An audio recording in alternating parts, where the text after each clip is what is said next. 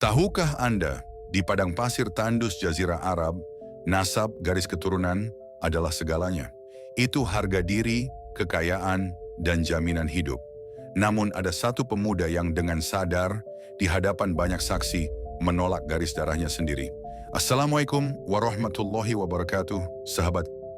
Sebelum lanjut ke cerita, jangan lupa untuk tekan tombol subscribe, like, comment, share, dan jangan lupa aktifkan notifikasi agar tidak ketinggalan video selanjutnya. Namanya Zaid bin Haritsah. Kisah Zaid dimulai bukan dengan kemuliaan, melainkan tragedi. Ia adalah putra dari kabilah Bani Kalb, keluarga terhormat. Tapi saat usianya baru menginjak 8 tahun, bencana datang. Saat bepergian bersama ibunya, kafilah mereka diserang. Zaid diculik. Coba bayangkan, seorang anak kecil yang tiba-tiba dicabut dari rumah, dari cinta ibunya, hanya untuk dijual di pasar budak. Ia dijual dan berpindah tangan hingga akhirnya tiba di Mekah.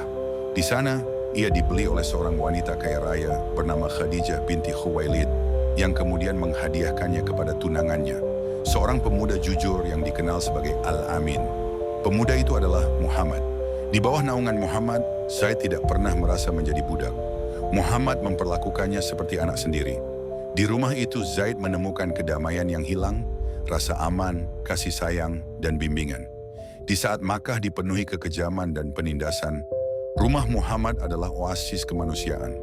Sementara Zaid menjalani hidup barunya di tempat yang jauh, ayah Zaid, Haritsah, tidak pernah berhenti mencari. Hatinya hancur.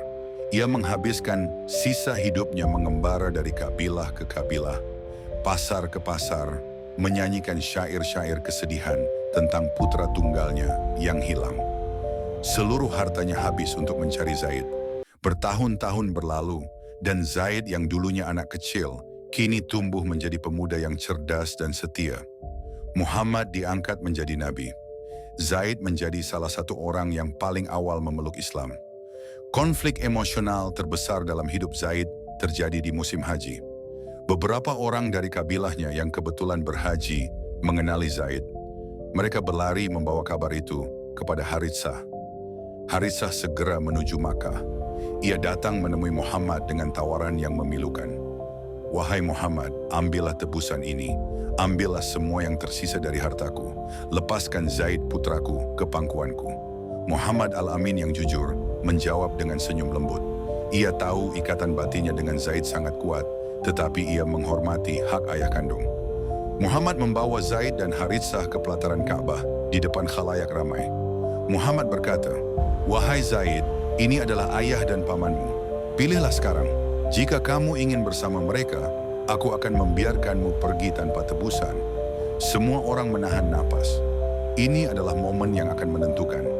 Apakah darah lebih kental dari air? Apakah harta dan nasab lebih berharga dari cahaya yang baru ia temukan? Zaid menoleh, menatap ayahnya yang matanya berlinang air mata, yang menawarkan kembali kemuliaan dan kekayaan. Kemudian ia menoleh ke Muhammad, yang wajahnya penuh ketenangan. Zaid mengambil keputusan, "Wahai Rasulullah, aku tidak akan memilih siapapun selainmu.